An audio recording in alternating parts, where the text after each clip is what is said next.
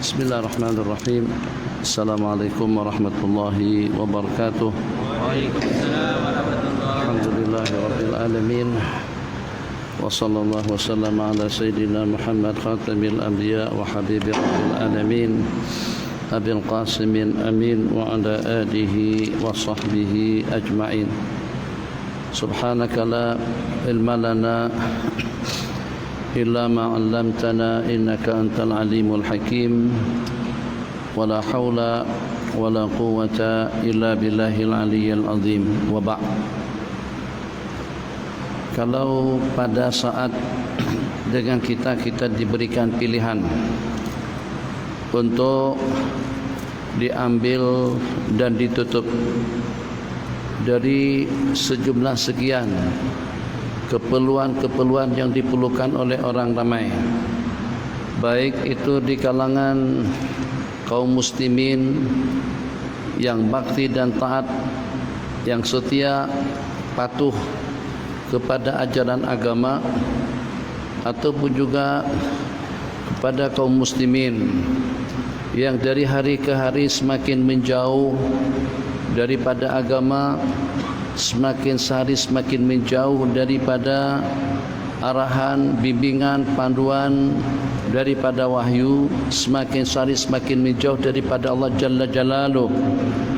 Kalau pada waktu dengan kita semuanya disuruh memilih, ini terpaksa dengan kita dalam keadaan emergensi, dalam keadaan terpaksa, harus terdapat beberapa tempat harus ditutup. Kita dalam keadaan emergensi akan menutup beberapa buah tempat. Kira-kira ikut cadangan yang kita cadangkan, atau ikut kebijakan daripada pihak-pihak yang berkuasa, atau daripada arahan daripada pihak-pihak yang mendapatkan amanah, apa yang kita cadangkan? Apakah kira-kira dengan kita tutup pasar? Apakah kira-kira dengan kita tutup klinik? Apakah kira-kira dengan kita tutup hospital? Apakah kira-kira dengan kita tutup masjid, surau, tahfiz, ataupun juga dengan majlis taklim seperti lembaga-lembaga pendidikan ilmu agama?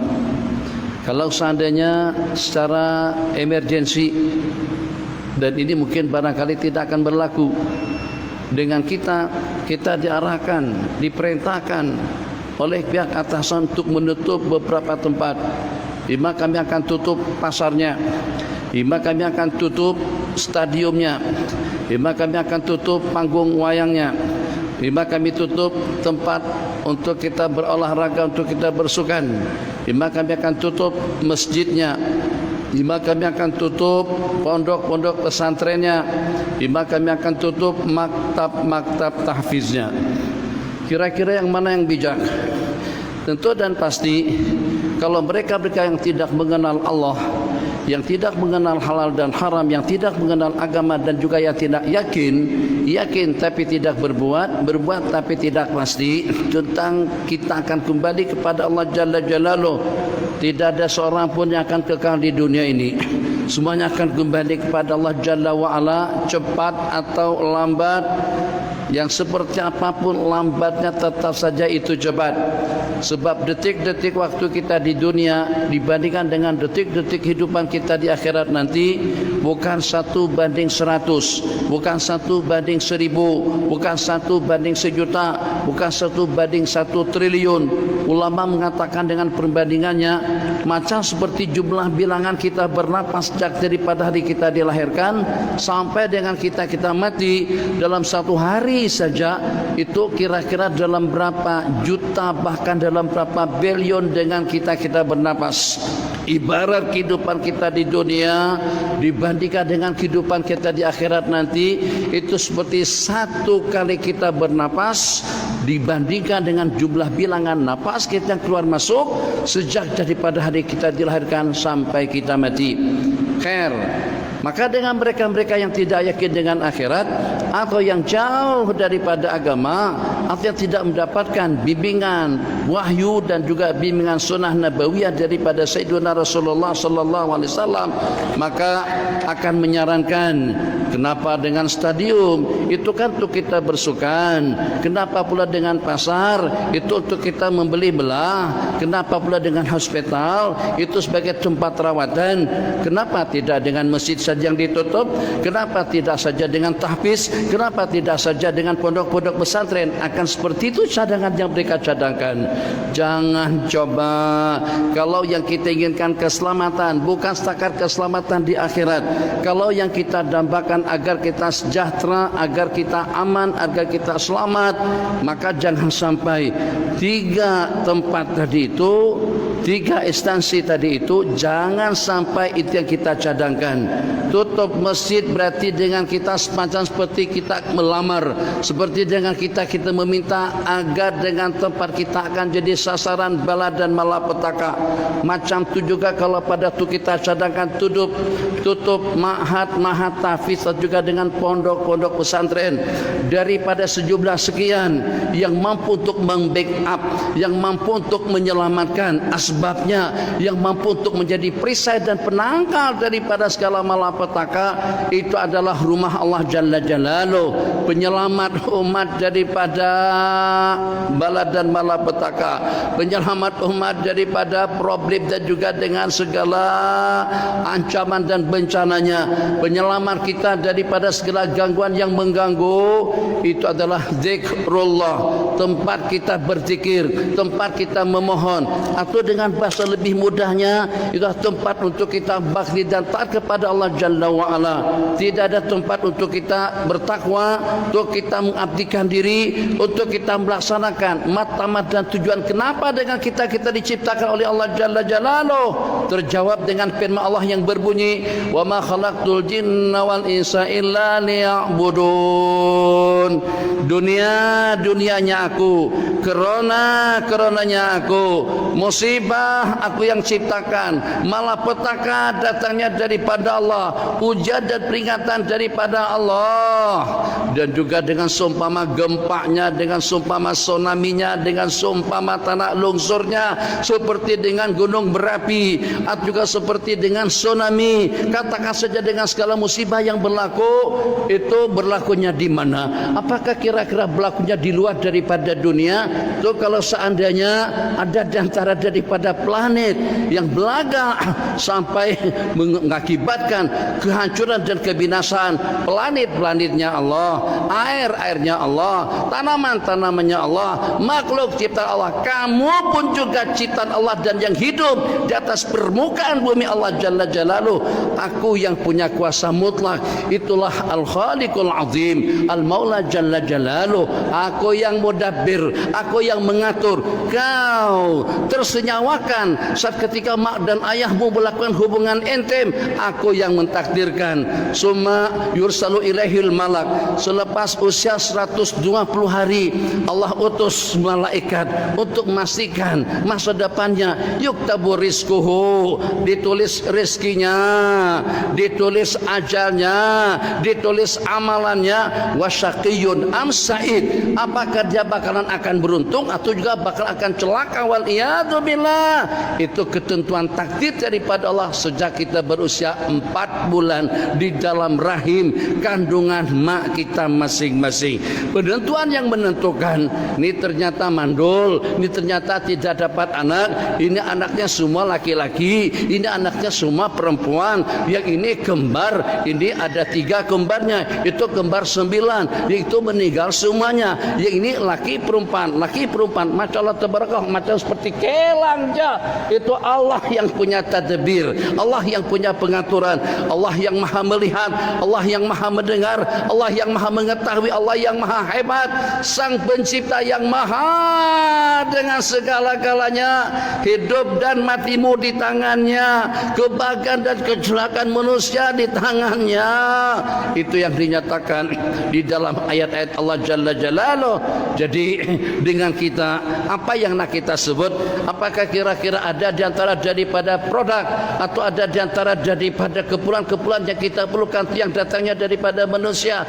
Angin daripada Allah, air daripada Allah, oksigen daripada Allah, tanaman daripada Allah, dunia daripada ujung ke ujung yang berada di bawah lingkaran atau dengan kolong langit dengan bahasa saya, yang berada di bawah kolong langit, yang berada di atas dataran permukaan bumi, yang berada di dalam perut bumi, yang berada di dalam dasar laut, itu adalah lahu Allahu la ilaha illahu wal hayyul qayyum. Itu pernyataan yang kita nyatakan, lahu ma fis samawati wa ma fil ar, miliknya Allah yang ada di pada 7 lapis langit dan juga yang ada pada 7 lapis bumi. Jadi utara dan baratnya, utara dan selatannya, timur dan baratnya, atas dan bawahnya, katakan dunia dengan segala isi-isinya, mamlukun lahu. Memang kepada sesiapa pun tidak patut untuk mengatakan itu kepunyaanku, tidak patut untuk mengatakan itu adalah hak milikku.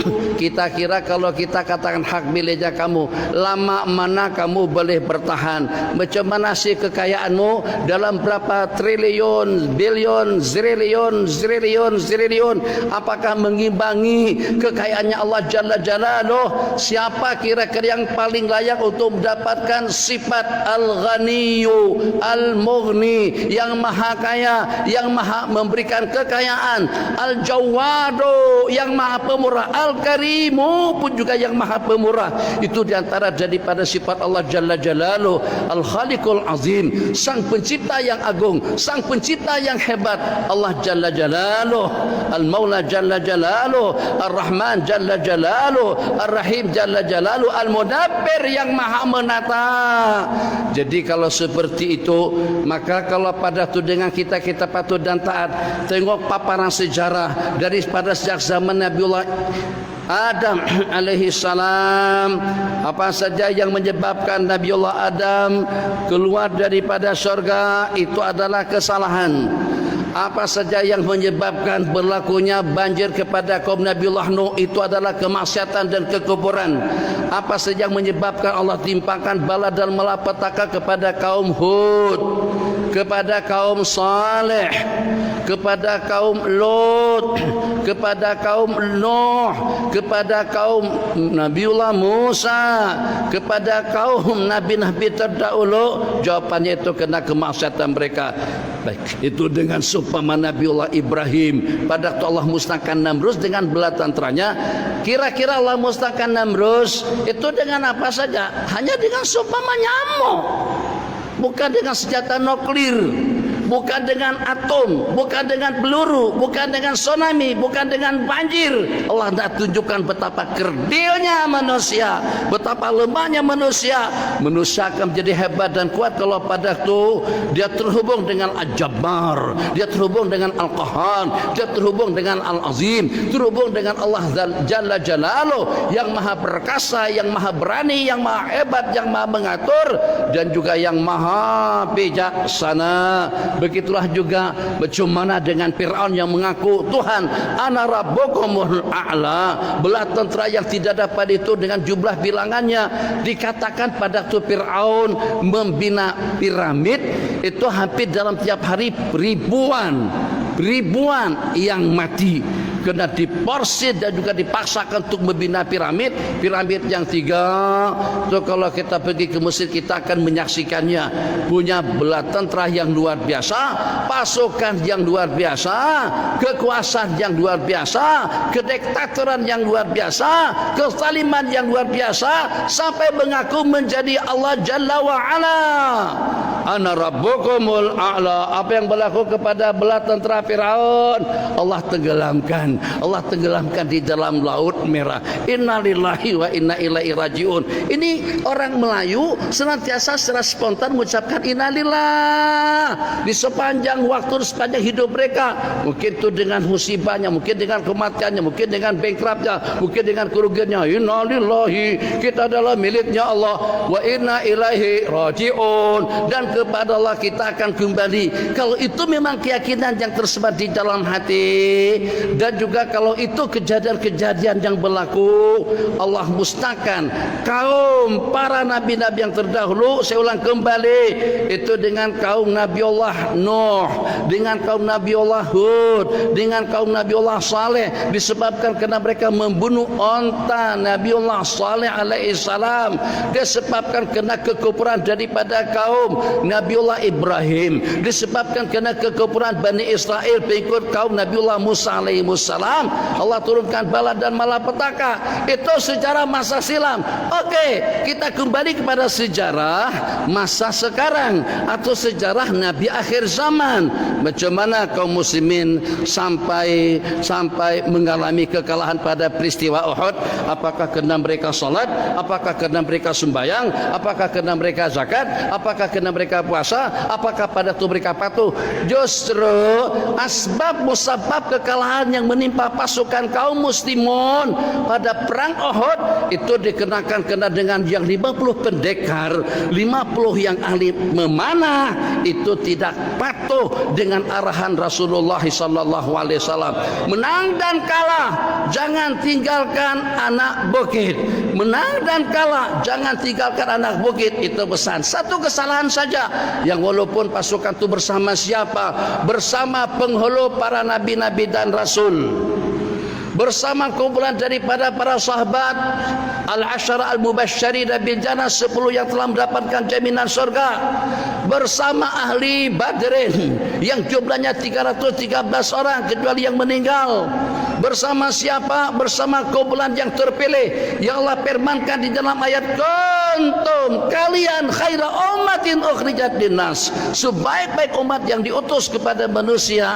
Ternyata macam mana boleh kalah? Macam mana dengan tentera Quraisy, pasukan kafir yang jumlah 3.000 orang mampu untuk mengkucar-kacirkan pasukan Islam yang membawa bendera perangnya adalah Sayyiduna Rasulullah sallallahu alaihi wasallam. Maka dengan solusinya itu juga dengan rumusannya itu dikenakan kena pelanggaran hukum atau pelanggaran atas arahan daripada baginda Rasulullah. Bagaimana juga pada peristiwa Hunain, wa yauma Hunainin id a'jabatkum kathratukum falam tughni ankum minallahi syai'a. Dan pada peristiwa Hunain, pada waktu para sahabat merasa bangga, perkataan yang terkeluar daripada mulut sebagian mereka, lan nughlaba min qillatin, tidak akan mungkin dengan kita dikalahkan karena sedikit. Pasti dan pasti kita akan menang. Baru angkuh sahaja, baru ada rasa sombong dengan rasa ego atau egois, ternyata mereka dikalahkan oleh Allah Subhanahu wa taala. Okey, dapat kita simpulkan kesimpulannya, yang mendatangkan bala malapetaka, yang mendatangkan musibah, yang mendatangkan tsunami, yang mendatangkan COVID-19 bukan orang-orang masjid, bukan orang-orang tahfiz, bukan juga pondok-pondok pesantren. Itu jadi pembackup, itu akan jadi perisai kepada dunia. Laula syuyuhun ruka' wa atfalun rudda' wa bahaibu rutta' la sababtu alaikumul adaba sabba. Kalau bukan kena dengan orang-orang tua yang rukuk dan sujud mengabdikan diri kepada Allah, dan juga dengan binatang-binatang yang mencari makanan, binatang yang walaupun tak ada akal tapi tidak pernah buat maksiat, binatang yang walaupun tidak akal tapi memberikan manfaat kepada kita dengan manfaat yang banyak. Kira-kira untuk apa? Apa yang didapatkan oleh kambing, lembu, kerbau, ikan, apa lagi?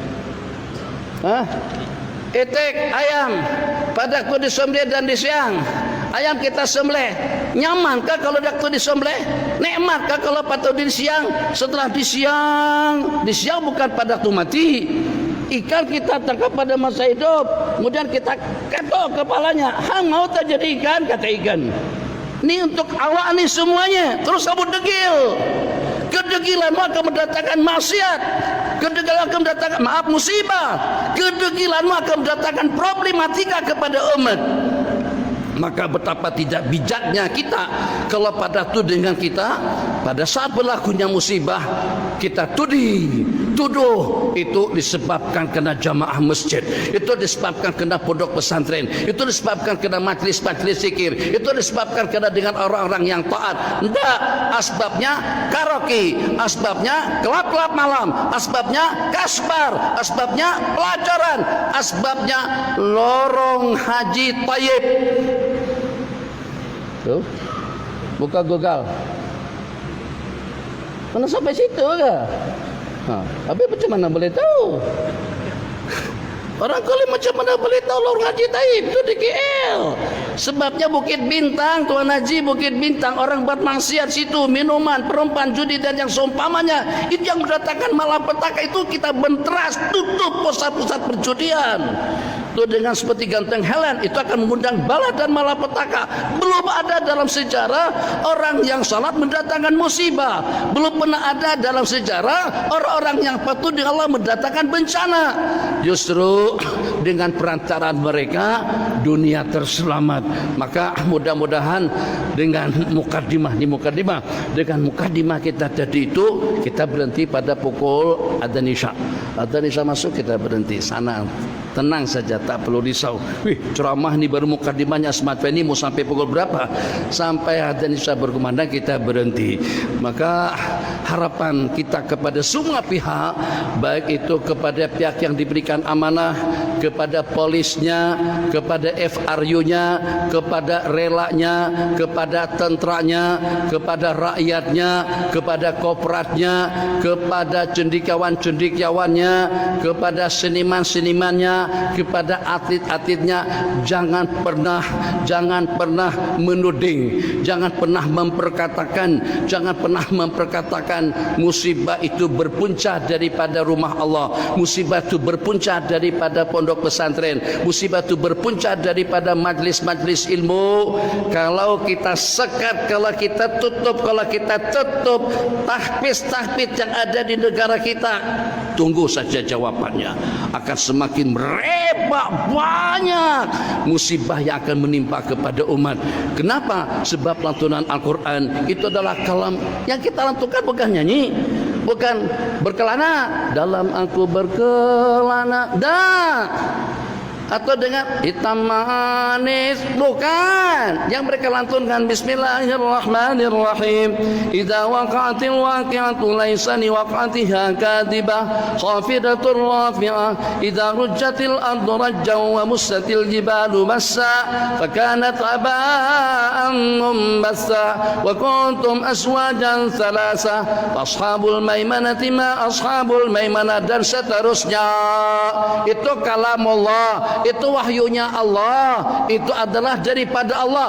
Allah turunkan kalimat tadi itu kepada baginda dengan perantaraan malaikat Jibril. Itu yang jadi penyelamat, itu yang dibaca pada waktu kita salat, itu yang diajarkan di pondok-pondok pesantren, itu yang dilantunkan oleh anak santri dan juga dengan para tahfiz kita. Jangan sampai sasaran utama untuk membenteras COVID-19 justru kita ancam, saya tutup pondok tahfiz kamu, saya tutup pondok pesantren kamu, saya tutup masjid. Ancaman semacam itu akan menimbulkan kemurkaan daripada Allah Jalla Jalaluh. Dunia bukan kita yang punya, dunia adalah miliknya Allah Jalla Jalaluh. InsyaAllah semakin ramai orang yang berzikir, semakin banyak maktab-maktab tahfiz, semakin banyak majlis-majlis ilmu, semakin ramai orang yang taat, yang patuh kepada Allah. Walau anna ahlal qura amanu, lepas tu amanu, kemudian main bola. Walau anna alal qura amanu wa laibul qurata, tak ada. Kalau seandainya dengan penduduk bumi, kalau dengan penduduk kampung atau negeri beriman kepada Allah yang pertama, beriman salah semuanya. Atlet momen, artis momen, penyanyi momen, seniman pananin momen, Pemimpin, momen. Orang zalim, momen. Orang fasik, mukmin. Tapi yang keduanya, wattaqau. Bukan kena takau.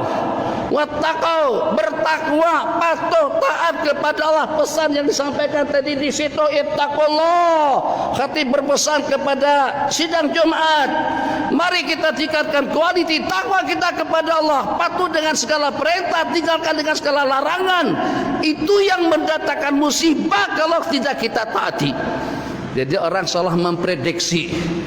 Kalau seandainya pondok pesantren tidak ber-SOP, ini sumber bencana, atau juga dengan sumber musibah malapetaka yang akan menimpa. Tidak, bukan daripada mereka, daripada orang yang menangis di tengah malamnya. Wabil asharihum yastaghfirun, bukan wabil asharihum yal'abun. Wabil ashar, dan pada waktu sahur mereka beristighfar, bukan Google, bukan dengan grup-grup WhatsApp, bukan juga dengan permainan dan juga dengan pertandingannya. Mudah-mudahan dengan sedikit pencerahan tadi itu, dengan kita dapat mengamat di mana saja posisi kita. Jangan sampai kita mencabar Allah. Jangan sampai dengan kita berbuat yang dimurka oleh Allah. Panjang mana jabatanmu, banyak mana hartamu, seperti apa pangkatmu, seperti apa kehebatanmu, jangan pernah mencabar, melawan atau melakukan perkara-perkara yang dimurka dan dibenci oleh Allah Jalla Jalaluh. Dan di antara daripada musibah yang paling ketara, di antara daripada problematika yang aneh bin ajaib yang boleh jadi, jangan sampai itu dengan kalian, jangan sampai itu dengan kita antisipasi orang ramai supaya tidak kejakitan COVID-19. Kita berikan arahan, amaran pada masa yang sama agar dengan mereka mematuhi segala arahan. Tapi pada masa yang sama, datangnya musibah itu sebabnya kena kamu. Naudzubillah kalau seperti itu. Jadi hati-hati bang, pakailah mask, basuhlah tangan, jagalah jarak, tutuplah surau, tutuplah masjid.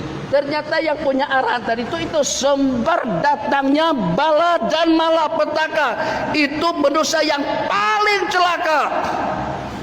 Kamu yang arahkan kepada masjid untuk ditutup, atau juga dengan kamu yang arahkan supaya dengan pondok pesantren itu ditutup, kamu yang mengarahkan supaya dengan tahbis itu ditiadakan, salat di bawah waktunya, betul tak? Zikirnya senantiasa selalu, patuh taat dengan yang memberi kita makan dan minum. Udaranya siapa yang kita hirup, makanan yang siapa yang kita makan, minumannya siapa yang kita minum, di dunianya siapa, atas buminya siapa kita berpijak, dan juga atas langitnya siapa dengan kita bertuduh, dengan khairat, nafahat, dan juga dengan kekayaan, dan juga dengan keperluan hidup yang kita perlukan, yang itu datangnya daripada siapa? Jawabannya Allah Al-Mudabbir, yang maha mengatur. Allahu Akbar. Al-Mudabbirul Hakim. Abi ulang kembali. Bismillahirrahmanirrahim. Tak, Abi nak buat contoh je. Kelang kabut. Ini air. Bagi Milo jadi air Milo. Bagi kalah dengan susu jadi sirap Bandung, sirap Jogja dengan sirap Alur Malai. Kalau kita bagi kopi jadi kopi. Kalau kita bagi ais jadi kopi es, kopi ais, teh kopi. Kalau kita campur air dengan teh, dengan susu, kemudian dituangkan macam tu, jadi teh tarik. Karena ada tarik menarik. Ayo. Tariknya daripada siapa? Milonya daripada siapa? Siapa yang menemukan Milo tadi itu sehingga sampai dengan rasanya semacam itu? Siapa yang membuat rasa kopi, rasa teh jadi seperti itu? Jawabannya Allah. Susu daripada mana? Mana ada susu manusia? Kalau nak susu ibu-ibu darah, ibu-ibu muda, tak ada. Apa merepek sikit. Susu kambing, susu lembu, susu onta, susu kerbau. Itu aja. Susu kuda dah. Hah? Okeylah, tak apalah susu kuda. Untuk kuda pun tak cukup, takkan lebih untuk kita pula. Bagilah dia untuk dia. Susu kuda, okeylah. Susu kambing, susu ayam tak ada. Susu ikan tak ada. Susu dengan kita campurkan kepada air, bagi sirap sikit jadi berwarna oranye atau merah, ungu, jadi ungu, pink, jadi pink, ungu pink, jadi pink. Tuh namanya teh, namanya sirap Bandung. Tuang sirap Bandung tuh tak ada di Bandung, tak ada. Kita sejarah Bandung, terus dengan kita nak sirap Bandung. Cik nak minum apa? Sirap Bandung. Hah? Kata dia. Rupanya sirap Bandung itu di kita saja. Khair, bukan itu. Jadi berubahnya daripada minuman kepada minuman, bahan asalnya daripada Allah. Allah bagi manis yang ada pada rambutan beda dengan manis yang ada pada durian. Siapa yang bagi manis? Al-Mudabbir, yang punya aturan. Allah yang maha mengatur, yang maha hakim, yang maha bijaksana. Cempedak manis, manggis manis. Apa lagi? Mangga manis.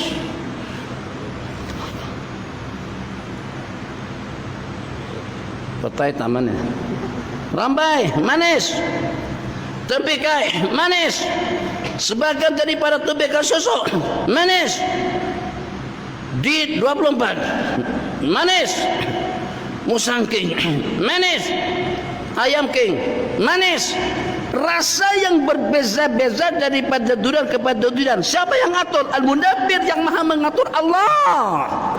Kamu hidup juga di jantung yang berdenyut. Kamu makan saja nanti untuk keperluan yang diperlukan oleh kulit, oleh jantung, oleh paru-paru, mata, telinga, hidung, pernapasan. Aku akan aturkan dalam pencernaanmu. Kamu makan saja syahkat 3 rasa. Atau juga masak asam pedas, masak kurma, masak delima, masak mangga, terpulang. Nak bagi nama apa saja, nasi kerabu, nasi dagan, nasi lemak, makan saja. Nanti keperluan anggota tubuh aku yang atur sehingga kesehatan kita jadi pulih bagus. Tuh Mudabbir, ada yang mengatur hidup dan matimu di tanganku. Bila saat Allah nakkan kita mati, kita akan mati. Buktinya mana? Tidak perlu dibuktikan. Allah, sebab itu sudah kita lihat dengan mata kepala kita sendiri. Pakar spesialis jantung ternyata meninggal gara-gara kena jantung. Pakar spesialis bedah ternyata juga harus terpaksa di bedah. Pakar spesialis buah pinggang ternyata gagal buah pinggang kedua-duanya. Apa manfaatnya kepakaranmu? Itu karena ada yang maha kuasa, yang maha mengatur, dan juga yang maha berkehendak dalam kehidupan manusia. Waktu tinggal 5 menit. Ya Allah ya Rahman Rahimin. Jadi kalau macam tu, kalau seperti itu leluasa kudrat Allah Jalla Jalaluh, di saat Sayyiduna Abdullah bin Mas'ud nak kibai, hamba sahaya degil pada waktu beliau, apa bahasa kitanya sini,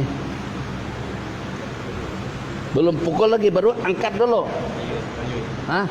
Ayun, baru mengayunkan rotan nak kibai, Nabi kita tangkap daripada belakang. Ot, Nabi cakap kedah. Ot, maksudnya Ibnu Mas'ud lah. Ot, sesungguhnya Allah lebih berleluasa dengan kamu daripada kamu dengan hamba sahaya Anda. Terperanjat, tergamam dengan kata-kata nasihat daripada baginda. Jadi kadang-kadang kita pada waktu punya kuasa, mantang-mantang jadi model, mantang-mantang jadi CEO, mantang-mantang jadi ketua pengarah, mantang-mantang jadi ketua polis, mantang-mantang jadi DO, mantang-mantang jadi presiden, mantang-mantang jadi Syekhul Islam. Sesuka hati kita bertindak. Yang maha melihat, Allah punya sifat Sami'un Basir, maha melihat, maha mendengar, memperhatikan semua yang berlaku. Kalau Allah tarik nyawa kamu, tidak akan mungkin kita hidup. Kalau Allah bekam, kakukan mulut kamu daripada kalimat kecelakaan yang abadi yang menunggu. Itu kan bekam, kan bekam, bisu tuh. Hah? Bekam. Bukan bekam hak kepala tuh, bekam juga tuh. Hah? Bagaimana bahasanya? Kalau Allah kalau Allah bisukan. Samping, hati-hati semuanya. La ilaha illallah. Kalau mati dengan sul khatimah, celaka seumur hidup, celaka yang tidak ada kesudahannya, nak minta balik ke dunia tidak akan diperkenankan.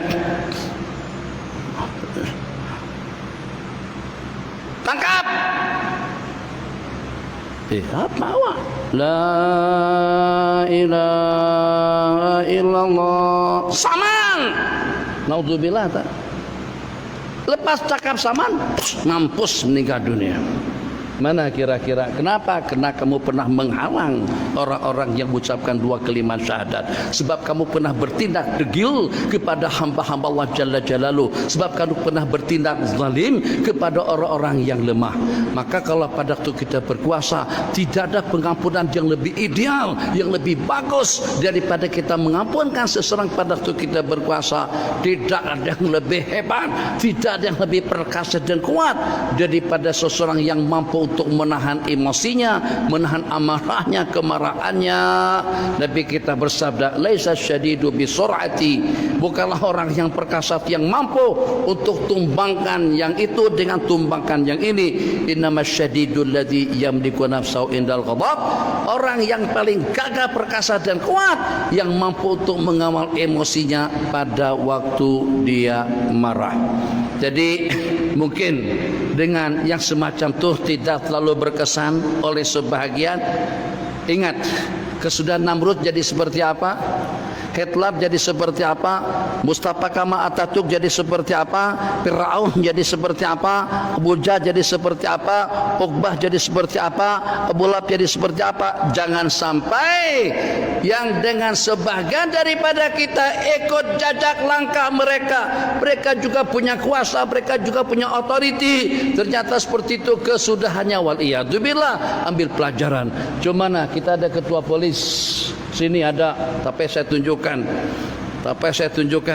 Nah, cumana dengan kekuasaan kita tadi itu, kita boleh dapat kebajikan, kita boleh mendapatkan pahala yang berlipat ganda, kita boleh mendapatkan ridha daripada Allah Subhanahu wa taala. Lindungi orang-orang yang patuh dan taat, lindungi maktab-maktab tahfiz, bukan untuk ditutup, berikan perlindungan, berikan pengamanan. Pokoknya misal saja seperti di sini, apa ada maktab tahfiz di sini? Coba sebutkan Nazim, maktab-maktab tahfiz yang ada di sini atau madrasah-madrasah tahfiz.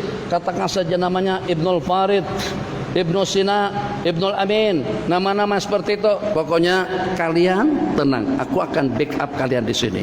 Sebab ini kerja-kerja disukai oleh Allah. Kerja-kerja ini akan membuat aku akan mendapatkan husnul khatimah, akan membuat aku mendapatkan ridha daripada Allah, akan membawa kepada keselamatanku dunia dan akhirat. Jangan sampai kita tidak ada jasa, jangan sampai kita tidak punya peluang, jangan sampai kita tidak pernah berbaik-baik dengan orang-orang miskin. Saya ulang kembali hadis yang diriwayatkan Nabi kita bersabda dalam sebuah hadis, ittakhidu alaihim ayadi atau yadan fa indallahum daulatan yaumal qiyamah. Berjasa baiklah kamu dengan orang-orang miskin, dengan orang-orang yang lemah, sebab mereka punya wewenang dan juga punya power dan kerajaan nanti pada hari kiamat. Surga dan neraka hari ini kita riwayatkan hadisnya berdebat. Surga mengatakan fiyad du'afa wal masakin, neraka mengatakan wa fiyal jabbarun wal mutakabbirun. Surga Tuan Haji nampak kelihatan sedih, nampak kelihatan kecewa. Sebab tengok yang jadi penghuni-penghuni surga itu orang-orang yang khuruj, yang jenggot-jenggotan, yang salat subuh berjemaah, yang zikir la ilaha illallah, la ilaha illallah, la ilaha illallah, la ilaha, anak-anak tapit. Dan juga di kalangan orang-orang miskin yang tidak sanggup untuk beli obat gigi, terpaksa kena guna kayu siwak. Jadi surga terasa nampak kecewa. Yang jadi penghuni aku justru di kalangan orang-orang miskin dan juga di kalangan orang-orang yang lemah. Tapi neraka, wah, nampak sombong. Gah, kata neraka, wa fiyal jabbaruna wal mutakabbirin. Tapi yang jadi penghuni aku orang-orang yang kejam dan sadis, dan juga di kalangan orang-orang yang angkuh dan sombong. Dua sifat itu buang daripada kamus kehidupan kita. Kita jadi orang yang penyantun, jadi orang yang ramah. Kami memerlukan perlindungan daripada polis. Kita sebenarnya memerlukan perlindungan daripada tentera. Kenapa dengan tentera? Untuk menyelamatkan negara kita daripada serangan musuh. Kenapa dengan polis? Syiar polis adalah untuk membela rakyat, bukan untuk menakut-nakutkan mereka. Itu diantara daripada slogan dan diantara daripada kewajiban. Di mana dengan kita, kalau kita menjadi asbab terakhir, kalau kita menjadi asbab pelindung kepada orang-orang yang beribadah kepada Allah, sehingga dengan mereka begitu mudahnya untuk mendapatkan surga yang abadi, pasti dan pasti polis pada barisan yang pertama yang akan masuk surga. Kerana polis yang memberikan pengamanan, kerana mereka memberikan perlindungan, memberikan ceramah, memberikan perlindungan kepada orang ceramah, berikan perlindungan kepada orang beribadah, berikan perlindungan kepada tahfiz. Anak-anak baca Quran, apa sih salah mereka? Berikan perlindungan dan juga penjagaan. Jangan khawatir. Pokoknya saya akan turunkan pasukan untuk mengamankan kalian. Kalian zikir saja, kalau boleh sampai subuh. Baca salawat 1.1 triliun salawat. Kualem bersalawat 1 triliun salawat. Polis turun semuanya untuk memberikan perlindungan dan penjagaan. Turun rahmat. Tak perlu pakai mask lagi di dalam masjid. Tidak perlu jaga jarak lagi di dalam masjid. Kalau kita sudah mendapatkan rahmat daripada Allah, yang menyangkat, yang menyekat, yang menangkan rahmat, maghfirah, keampunan, doa yang kita lantunkan, itu adalah kemaksiatan yang berlaku. Bukan dikenakan kena tilawah, kena salat, atau juga kena dengan zikir, atau dengan majlis ilmu. Kita cukupkan pertemuan kita sampai di sini. Jadi jangan lupa, karena kita patuh SOP, masih lagi tersisa dalam 4.000-an kes pada tiap harinya.